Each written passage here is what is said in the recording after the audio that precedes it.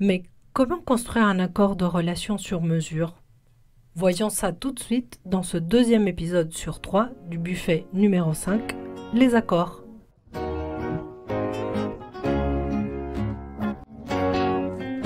En cas d'amour podcast, Saison 4, l'amour. en chantier. Avant de vous lancer dans cet épisode, nous vous invitons vivement à écouter le précédent. Nous avançons ici sur les accords relationnels en développant l'avant de l'accord. Avec quel bagage arrivons-nous à la rencontre et comment pouvons-nous ne pas mettre l'autre dans une case à travers un accord figé et prendre vraiment en compte sa réalité au lieu de la fantasmer. Nous explorons ici l'idée de la durabilité de la relation comme conséquence des partages et non comme un but en soi. Vous découvrirez aussi pourquoi au fil de notre réflexion, nous avons préféré parler d'accord plutôt que de contrat et d'ajustement plutôt que d'adaptation. Bonne écoute. Si on rebondit sur la question de l'amour romantique et sur d'autres sujets qu'on a dû aborder dans les différents enregistrements, il y a quand même dans l'idée que moi j'arrive, qu'on se rencontre avec tout mon barda sur le dos. Mes enfants, ma famille, mes autres relations, mes amis, mon histoire, ce qui a fait ce que je suis à l'instant où on se rencontre. Et ma liberté fait partie de cette rencontre aussi. C'est parce que je suis libre que je te rencontre et que c'est pas parce que je te rencontre que je la perds. Ça vient à l'encontre évidemment de ce qu'on peut imaginer d'une rencontre romantique où justement on perd cette liberté et d'où l'intérêt d'accrocher les cadenas sur les ponts. J'allais te dire exactement ça et qu'on part accrocher un cadenas à Paris. Voilà, c'est ça. Et d'ailleurs une chanson de Georges Moustaki, Ma liberté... longtemps, je t'ai gardé comme une perle rare, et puis je t'ai abandonné. Et quand j'ai croisé une femme, j'ai abandonné ma liberté. De mon côté, j'étais d'abord, quand on s'est rencontrés, j'étais en relation. Enfin, en tout cas, j'étais dans mon rôle de père avec la mère de mes enfants, et j'aspirais plus à sortir de là, à retrouver une liberté. Et à retrouver une liberté de mouvement, d'action, de parole, de rencontre et de vie. Et je n'aspirais certainement pas à re-rentrer dans une nouvelle relation qui m'emprisonnerait de nouveau. En tout cas, que je sentirais comme étant enfermante. Et de mon côté, je sortais de quelque chose qui avait été très emprisonnant pour moi. Et même si c'était dur et douloureux et solitaire, j'avais besoin de plonger à l'intérieur de moi et d'être en relation avec moi-même. Et d'avoir une relation qui me permette de traverser ma solitude et de comprendre mes envies, mes limites et quel usage je voulais faire de ma liberté avant de l'engager dans une relation avec quelqu'un d'autre. Donc, ça a été peut-être moins facile, mais tout aussi volontaire de ma part aussi de garder une liberté respective. C'était moins évident, je pense, pour moi. Mais très vite, j'ai eu aussi envie d'exercer ma liberté, de faire des choses avec d'autres personnes. Et ça s'est passé très vite quand même. Et là, j'ai compris que même si c'était difficile, il fallait que je respecte la tienne parce que je voulais faire usage de la mienne et qu'il fallait être honnête à ce point-là, à ce niveau-là. Et sur ce point précis. Ça serait bien qu'on fasse un petit résumé de nos échanges sur la question de la durabilité de la relation comme une conséquence du partage et pas comme un but en soi. Parce que ça aussi, ça va à l'encontre du modèle de l'amour romantique, où si tout se passe bien, il y a quand même une aspiration à l'éternité. Et que pour nous, ce n'est pas un but en soi, c'est que c'est une conséquence du fait qu'on est bien, on est content, on a envie de partager des choses, on trouve que la relation elle est saine, et elle a une texture, elle a une forme, une ambiance, un rythme qui nous conviennent, et que jour après jour, on décide de la prolonger. Il y a quand même une forme de projection. On parlait du fait qu'on est au mois de décembre et qu'on a un projet ensemble pour le mois d'août et qu'on l'a quand même posé fixé, ça peut être modifiable parce que plus on vit ou pas la possibilité, parce qu'on ne sait pas ce qui peut arriver dans la vie de chacun, mais qu'il y a quelque chose qui nous pousse à penser qu'on aura encore envie en août. Mais c'est la conséquence de ce qu'on vit au jour le jour. Oui, et puis plus on a un antécédent historique de confiance, et plus on peut programmer les choses à long terme. Tout à fait. Donc c'est ça qui fait que, en fait, quand on a envie d'alimenter la relation de quelque chose, d'un lien, d'aventure, d'histoire, etc., de choses et d'autres. D'apprentissage, voilà. On va faire aussi l'enregistrement de nos réflexions, etc. Tant qu'on alimente la relation, du coup, on la rend durable. La relation, on s'y met pas, on n'est pas en train de se dire, il faut que ça dure, il faut que ça dure, il faut que ça dure, il faut que ça... Non, on met quelque chose dans la relation et ça dure. Oui, c'est pour ça que j'ai en horreur le terme pimenter, parce que si on a besoin de pimenter, c'est parce que c'est fade, et que nous, ce qu'on aspire à faire, c'est de faire un plat assez savoureux pour qu'on ait envie d'y rester. Et si ce n'est pas le cas, je pense qu'il pourra y avoir de la tristesse, sûrement, de la déception, je sais pas, on l'a pas vécu. Mais sûrement pas un sentiment d'échec. On peut s'ouvrir à des tas de choses entre nous, se donner des idées, comme on a eu là pour ça, mais aussi pour l'espace des possibles pour le mois d'août, avoir des idées pour faire des choses, et puis s'organiser des week-ends, etc., faire différentes choses, faire progresser la relation, mais pas la faire progresser non plus toute seule. On la fait progresser aussi dans un environnement et dans un contexte, c'est-à-dire y compris avec tes relations, y compris avec les miennes. Et tout ça, ça participe aussi à instaurer une certaine stabilité, une certaine durabilité. Oui, tu disais, je ne sais plus comment tu as dit tout à l'heure, qu'on peut programmer des choses parce que petit à petit, il y a une forme de durabilité qui s'installe.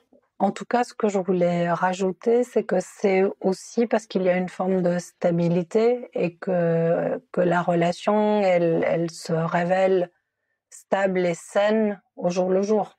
Et qu'il y a une cohérence entre ce que tu dis et ce que tu fais, entre ce que je dis et ce que je fais. Et qu'on constate, moi je constate à chaque fois qu'on se voit ou qu'on est en lien, ta cohérence entre tes mots, les actes, tout ce que tu me dis est clair, est en rapport avec ce que tu es, avec tes autres relations. Il y a rien de trouble ou caché ou étrange ou dissonant.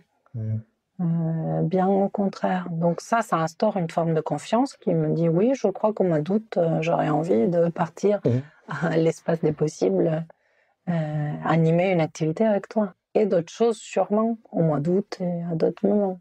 En termes de protocole d'élaboration d'accords, alors déjà on n'a pas différencié pourquoi on parle d'accord et pas forcément de contrat, alors que dans les autres enregistrements on a parlé de contrat. Le contrat, pour toi, il y avait quelque chose qui était un peu trop de l'ordre du législatif ou du... Oui, trop proche de la loi, et je n'avais pas envie de mélanger tous les plans.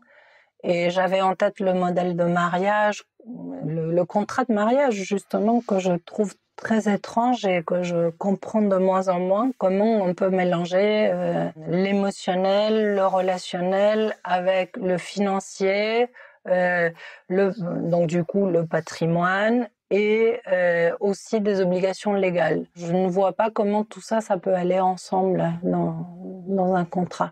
C'est pour ça que ça me séduisait très peu de parler de contrat et que je préfère parler d'accord. Et que notre accord, on voit bien qu'il n'y a rien qui touche à des questions financières ou d'obligations légales, etc.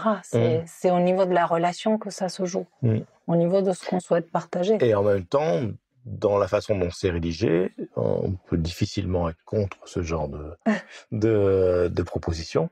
Ça reste malgré tout peu concret dans sa mise en pratique.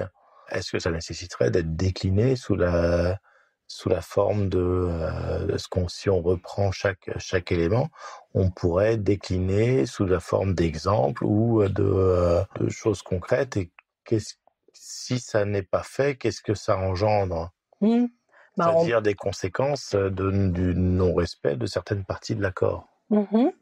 Oui, on peut tenter l'exercice. Je pense qu'on a fait exprès de ne pas le rendre trop concret parce qu'on sait de quoi on parle et on n'a pas besoin de le concrétiser plus, mais bien sûr qu'on peut donner des exemples de ce qui pourrait se passer. Donc imaginons qu'on s'ajuste pas. Alors donc reprenons, le premier terme du contrat, c'est de l'accord. Du coup, parce qu'on a changé en cours de route. C'est marqué toujours contrat. C'est marqué contrat, tout à fait. Effectivement. Donc notre accord consiste à nous ajuster mutuellement quant à nos envies et possibilités. Donc est-ce que ça, on peut déjà donner plus d'explications sur cet ajustement? Oui. Pour moi, en tout cas, il est nécessaire de préciser aussi en termes il ne s'agit pas de s'adapter, mais de s'ajuster. Donc on est bien plus dans une logique de se trouver dans une position plus juste par rapport à soi, en soi, par rapport à l'autre. Oui. Je ne sais pas si ça va illustrer, mais il y a quelque chose dont on a déjà parlé, que je t'ai déjà dit, et qui, moi, me réjouit à chaque fois, c'est que on a constitué un type d'accord dans lequel, quand tu viens chez moi ou quand on se retrouve quelque part, moi, j'ai la certitude que tu le fais parce que tu en as envie et que tu vas être disponible pour qu'on partage ce qu'on a décidé de partager. Et que si on avait un accord, si on habitait ensemble, par exemple, ou si on avait un accord plus classique de tout le temps libre qu'on a, on va essayer de le passer ensemble parce que le couple est au centre de notre vie et que c'est comme ça qu'on fait et que c'est bien. Je saurais pas si t'as envie ou t'as pas envie. La seule exception à ça, c'est les rares moments où on s'est sollicité parce qu'on avait besoin de l'autre dans un moment difficile. Ça, c'est un autre cas de figure. Et qu'on abordera plus loin. Qu'on abordera plus loin, mais ça, c'est plutôt l'exception. C'est arrivé très rarement et j'ai l'impression qu'on a été là. Qu'on a été là l'un pour l'autre. Mais sinon, pour moi, c'est une joie profonde d'être dans une relation où je sais que tu n'es pas attaché à moi pour des mauvaises relations, pas à cause d'un crédit qu'on ne pourrait pas rembourser séparément. Mauvaise raison. Voilà, des choses comme ça que je trouverais tristes et lourdes, dont je n'ai pas besoin. J'ai la chance d'avoir aussi. J'ai ce privilège-là pour lequel j'ai beaucoup travaillé. Pour avoir les moyens d'être indépendante financièrement. Et je pense que ça a une énorme influence dans le type d'accord qu'on peut établir, parce qu'on n'a pas besoin de l'autre pour survivre.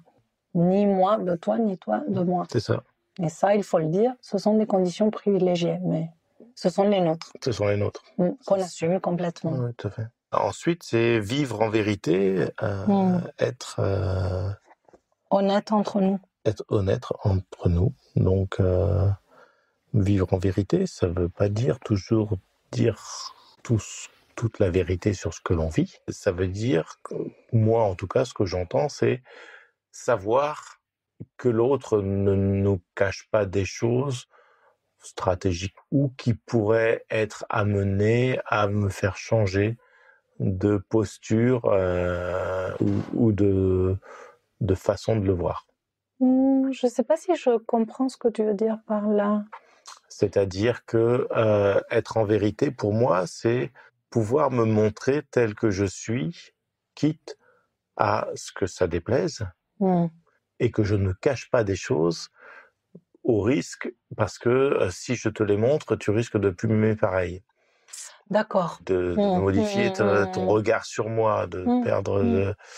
Et je trouve que ça a plus de valeur de pouvoir poser sur la table quelque chose qui pourrait être glorieux. Je trouve ça je préférerais le poser sur la table et que tu me dises, écoute JB, écoute moi ça me va pas, je préfère qu'on arrête là, parce que ce que ça me convient pas du tout. Je me sens plus juste avec cette idée-là qu'avec l'idée de je fais semblant et je continue la relation. Et ça, c'est en lien avec le fait que la durabilité de la relation n'est pas un but en soi, mais une conséquence du fait que tu fais, tu dis, tu partages, ça me convient, ça me convient, ça me convient, ou à un moment donné, ça ne me convient pas, mais on en discute, on s'ajuste et ça continue de fonctionner. C'est ça. Et si ce n'est pas le cas, ça s'arrêtera. Mais toujours en vérité. Pour moi, dans le fait d'être en vérité, je suis d'accord avec tout ce que tu dis, mais il y a aussi autre chose, c'est pouvoir dire des choses, pas pour blesser l'autre, mais des choses qu'on imagine qui peuvent être mal accueillies ou qui peuvent blesser, mais qu'on a besoin de dire, qu'on a besoin de poser. Ou des limites aussi qu'on a besoin de poser, de dire, tu aimerais ça, tu me demandes ça, mais moi, ça ne sera pas possible. Pas être là à faire semblant, à étouffer quelque chose à l'intérieur pour justement pour essayer d'assurer la durabilité de la relation. C'est ça. On veut pas que ça marche comme ça. C'est la nuance entre s'ajuster et s'adapter. En tout cas, j'ai l'impression que quand on est dans la logique de ne pas être en vérité ou de ne pas être honnête sur qui l'on est face à l'autre, on est plus dans une adaptation. Quand on s'ajuste, on est honnête. On pose les choses telles qu'elles sont dans leur réalité, quoi. C'est d'un énorme soulagement quand on a l'impression qu'on peut être soi-même. Tout simplement, c'est tout bête, mais qu'on peut être soi-même dans la relation et qu'on est accueilli tel qu'on est. Et que l'autre, il peut supporter aussi qu'on soit pas parfaite et qu'on n'ait pas besoin de montrer les meilleures facettes. En tout cas, pour moi, l'honnêteté, c'est le fait de ne pas être là en train d'essayer de faire bonne figure et de te montrer mes meilleurs aspects, qui ne sont pas faux, qui sont vrais, mais qui sont juste une partie. C'est ça. Une partie de moi. Parce qu'il y en a qui sont moins glorieux et quand ils peuvent être accueillis dans la relation, c'est un énorme plaisir. Je ne sais pas si c'est le mot plaisir. C'est entre le plaisir et le Oui, il y a quelque chose de satisfaisant aussi dans l'idée de se dire que les choses sont claires et qu'on fait pas semblant. Et si pour rejoindre celui-là, vivre en vérité ou être honnête, et celui de s'ajuster, il y a le sujet vivre en vérité. Par exemple, je vis quelque chose avec quelqu'un d'autre que toi. Ce que je vis avec l'autre personne me touche d'une certaine façon et je l'ai en moi, ça. Et je te retrouve. Si j'arrive avec mon truc et je l'exprime pas. D'une part, il y a deux solutions. Soit je l'exprime pas, et je suis avec ça à l'intérieur de moi, je fais semblant, je fais bonne figure. Et dans ce cas-là, je serai pas honnête avec toi. Mais je sais en même temps que le temps qu'on va passer ensemble, j'ai pas envie de le polluer avec ça. Et donc, je vais m'ajuster à ça. Donc, je reviens au terme précédent où, on va peut-être prendre un temps au téléphone avant de se retrouver et pouvoir se parler de ce qui a été vécu, de pouvoir se libérer, se décharger de certaines émotions qui pourraient nuire à la qualité de l'instant qu'on va partager. Oui, c'est vraiment un équilibre très subtil parce que si on ne fait pas ça, il y a une perte d'intimité aussi. Oui, tout à fait. Si tu te dis, ça c'est mon affaire, ça ne la concerne pas, je l'ai vécu avec quelqu'un d'autre, ça peut la rendre jalouse ou triste, ou elle peut avoir l'impression que ça vient envahir le temps qu'on partage que tous les deux et que tu gardes ça pour toi pour toutes ces raisons qui ne sont pas vraiment les bonnes, du coup, il y a une perte d'intimité de la relation. Et en même temps, si on prend pas ce temps un peu en dehors, un peu en amont, il y a ce danger de passer tout notre temps à parler d'autres relations, que ce soit envahi. Donc, il y a un équilibre très subtil à trouver. Et dans la réception, c'est pareil, parce que j'ai envie de savoir où tu en es, ce que tu as vécu, comment tu te sens, peu importe que ce soit au travail ou avec une autre personne qui est une amie, une amoureuse, tes enfants, j'ai envie de savoir. Et d'un autre côté, il faut préserver un temps pour vivre quelque chose ensemble. C'est ça. Sinon, il n'y a pas vraiment une relation, il y a un partage de ce qu'on vit avec d'autres. Et il y a des moments où, dans la relation, ce qui se vit à l'extérieur peut être pesant.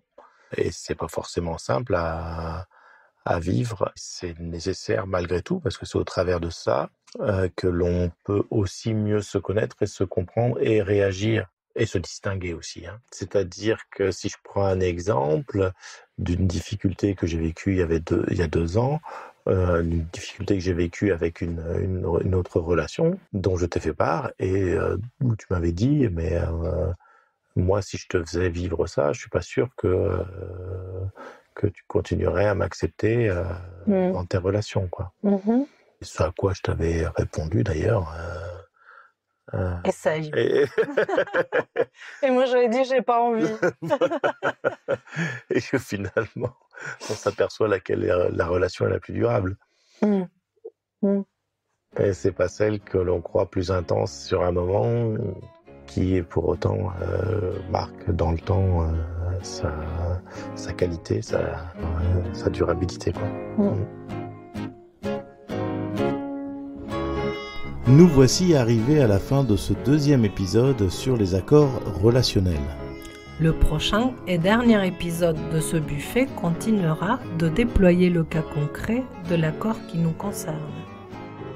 Votre soutien nous est toujours indispensable pour du contenu sans publicité. Visitez notre page web encadamour.com où une cagnotte est prête à accueillir vos contributions. Et si vous avez envie d'aller plus loin dans une réflexion accompagnée, dans un espace plus intime, ou nous faire part de vos réflexions et commentaires, écrivez-nous à contact@encadamour.com.